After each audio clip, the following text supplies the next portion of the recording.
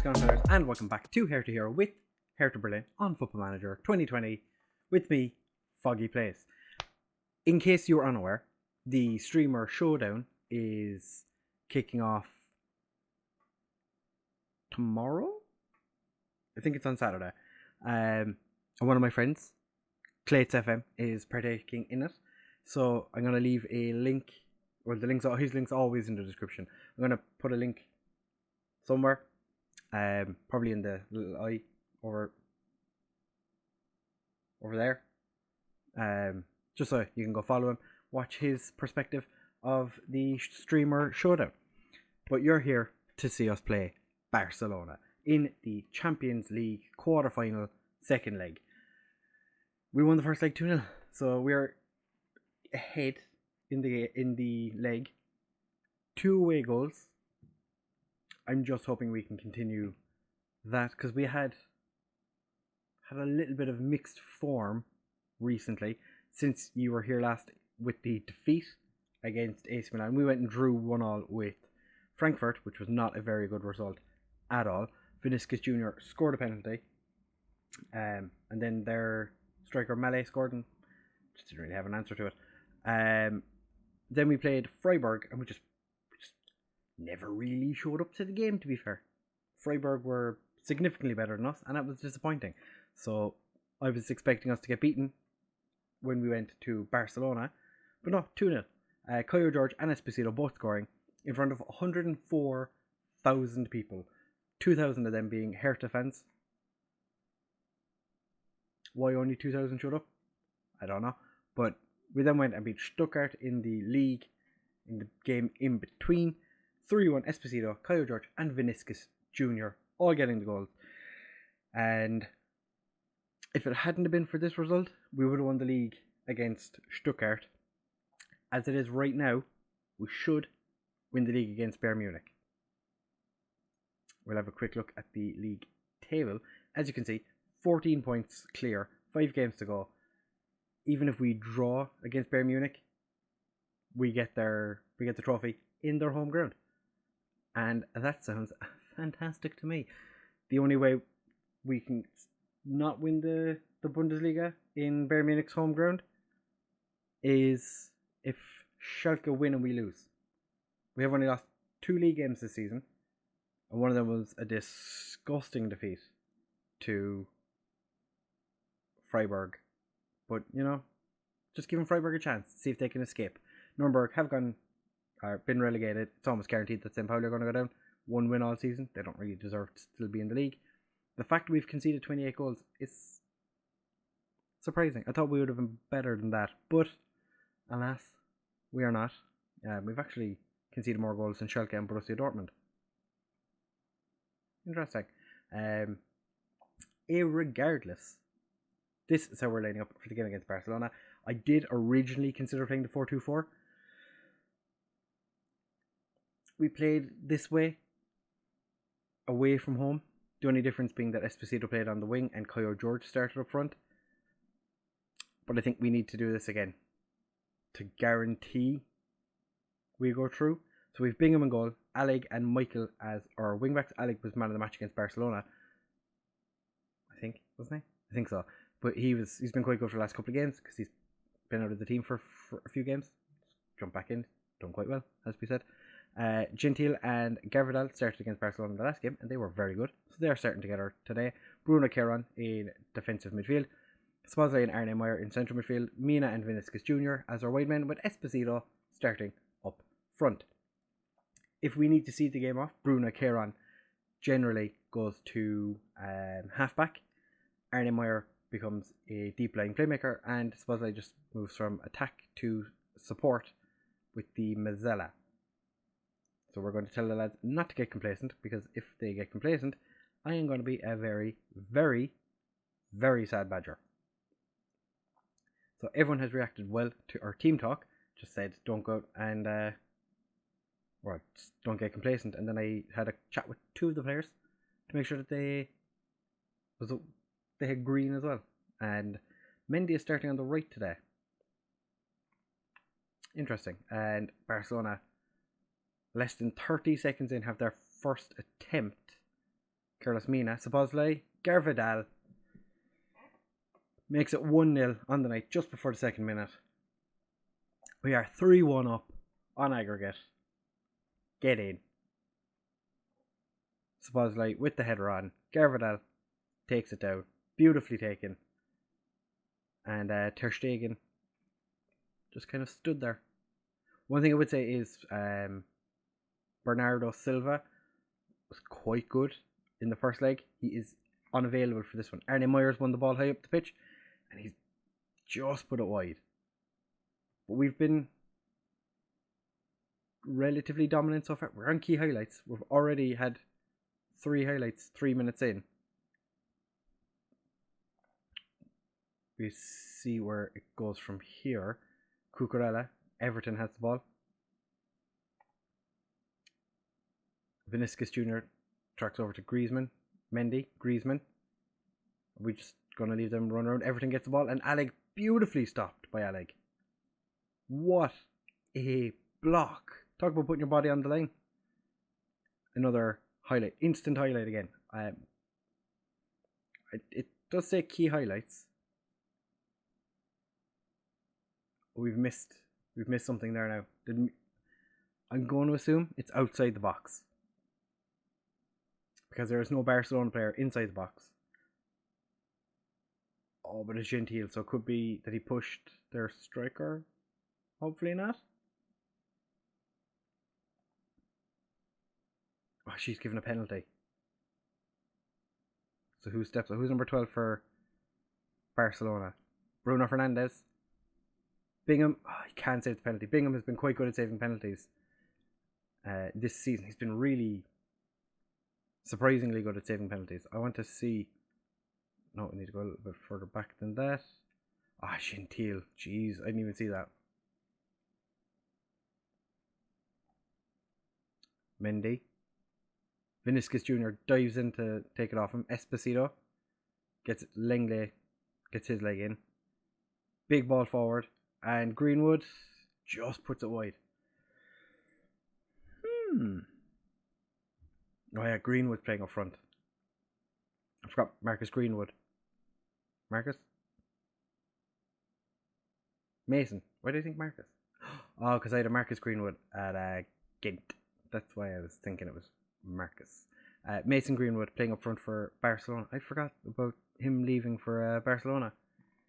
He's been he was a player we chased for a couple of years, but nothing came of it. Bingham comes out to collect the free kick. Vinicius Jr. smacks it off his head, but keeps it. Mina slots it past Ter Stegen. We are 2-1 up on the night, 4-1 up on aggregate. At this stage now, Barcelona do need to score 4 tonight, but then they would automatically go through. And to be fair, that is the first time Mina has done something meaningful in these 2 legs. So he came off for Harvey Elliott in the last one because he was trash panda. Esposito, 41st of the season. Szoboszlai with the cross. Get in there. Get in like swimwear. Gervidal free kick. Arne Meyer picks it up. Dinks it out. Szoboszlai and Mina swap sides. Szoboszlai picks it up, crosses it over. Esposito hacks it past. And we are 5-1 up on aggregate. 3-1 up on the night. Going into half time. Might be winning, but don't get complacent. Michael, I have faith in you. Esposito, I have faith in you. You're happy. Everyone's gained focused or motivated, which is delightful, fantastic. I am very enjoying. What the fuck does that mean? I am enjoying the way the game is going so far. Michael might have to come off because he has been playing quite poorly. Since interest from Tottenham appeared, his form hasn't been great. He's also our only left back. Gervidal can play left back, but that would mean we lose our best our centre back, who, according to my coaches, that was a shocking goal. Must have taken a bunch of deflections. According to my coaches, Gervidal has gotten worse at football. That was But he hasn't really. I've looked at his attributes. They're still going up, so I'm not sure why they think he's getting worse. But we leave them at it. The score is 3-2 on the night, 5-2 on aggregate. Time for a change. Michael, you're coming off 4. Transfer? No, we'll swap transfer and Garverdale around. Viniscus Jr. can come off for Coyote George. Esposito's going to go out onto the left. And that will do us for now. Actually, Kieran is going to go to halfback. Arne Meyer is going to be the deep line playmaker. And Spalza is going to move to Mazzella on support. Which is going to move everyone back ever so slightly. There's no need to be overly aggressive for the remainder of this game. Still have one substitute left. I'm going to drop a bit of praise. Everyone is doing what you'd want them to do. Mina with the corner. Johnson Farr just heads over. He got a call up for England as well during the most recent international break, which I'm sure he'll be delighted, which he was. We played France and we got battered, obviously, but it was 5-3, so relatively close game. But we have beaten Barcelona yet again, 3-2 on the night, 5-2 in aggregate. We are through to the semi-finals. Nice victory, well done, lads. Lvly, very proud of your dominating performance. Michael, you were terrible. We're going to find out who the other team, Stuttgart, got knocked out by Sevilla on away goals. Ooh. And the other two games then are Leipzig, Liverpool, and Chelsea, PSG. Leipzig are 2-1 up against Liverpool from the first leg. Chelsea and PSG are drawing. So we might have Leipzig in the next round? Maybe. But we have guaranteed ourselves the next round, 9 million in the bank. Supposedly gets player of the match because he is a beautiful human being. We have had our budgets sorted for next season. We have 418 million transfer budget. They gave us 4.5 million wage budget. We don't spend that much. I don't know why they keep doing it. We haven't spent above 2 million in probably ever. I don't think we've actually gone above 2 million in our wage budget. Most of our players are tied down to long-ish term contracts. Kyle George did get himself a new deal. Garverdale recently got himself a new deal as well. We don't have that many people in the entire squad that are actually not on long-term deals. Like, this is it. If you include second team and the under 19s, this is everybody whose contract runs out at the end of this season. So, I'm on top of contracts, keeping people in their place, make sure that everyone is happy with their deal. I'm happy with everyone. Everyone's happy with me. Probably. Is everyone happy with me? Nobody hates me. That's the main thing. This is a short enough episode. Do we take on Bayern Munich? Yeah, I think we'll take on Bayern Munich and see can we win the Bundesliga for the third season in a row in the Allianz Arena. Or they're changing it to Stadion München. Built in 2005. Wasn't it the Allianz Arena? Whatever. We could end up winning the league in Bayern Munich's home. That sounds like a fantastic second part of this episode. So we will be back for that in just a second. So I did say we were going to do the Bayern Munich game as well. I did record it. We didn't win the league, so I'm just not going to bother showing it. We drew 2-2. Just wasn't enough, unfortunately. Still have a 12-point advantage. 12 points available. And we've 38 goals better off than Schalke. But they still reckon they can do it. So we leave them at it. Esposito has scored 30 league goals this season in 27 games. Come off the bench 3 times. And he has 30 goals this season. This man is on fire. Valued at 70 million now. Woo. Not even the most expensive player in the team. Minas at 75. Szoboszlai 73. Coyo George 73. Then Esposito at 70. The team didn't play that well. Vinicius Jr., as you can see, had a shocker. Played a 6.4. He was terrible. We gave a debut to Kai Roth in the game. Carlos Mina didn't do well. So, I did make some interesting changes, like Piejo came on for Vinicius Jr. and Esposito moved on to the wing. They scored their equaliser in the 93rd minute. So, we won the league, and then I made some questionable decisions. It was Kai Roth that was at fault for their equaliser, their second equaliser. But it's fine. We have Bayer Leverkusen in the Pokal semi-final in our next game. Then we play Leipzig in the Bundesliga, and as you can see, we've drawn Liverpool in the Champions League semi-final.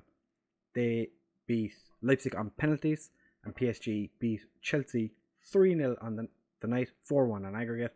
So we went from having 3 potential German teams in the semi-finals to just ourselves. Makes sense, we're the best team in Germany, but when you have that many teams who could make it into the next round, to only have one, it's a smidge disappointing. But nonetheless, we're into it. So it'll be, the next episode is going to be the Champions League semi-final, second leg against Liverpool, who we have not got a very good record against. We've lost 3 times in the last 4 games we played against them. 2 of those defeats coming in the Champions League group this season. And 2 years ago, we beat them overall on aggregate in the first knockout round. So they're probably going to be looking for revenge for that. Hopefully we can just do the business against them. I do think we might have a change of tactic for that game, possibly. We'll see. I'm hoping Harvey Elliott should be fit. I might play Harvey Elliott for that game because Liverpool, Harvey Elliott, kind of makes sense. So that is everything for this episode. If you have enjoyed, please do make sure to leave a like, comment, and subscribe. Share with all of your friends. Make sure to go and follow Clates on Twitch if you haven't already. Get behind them for the streamer showdown.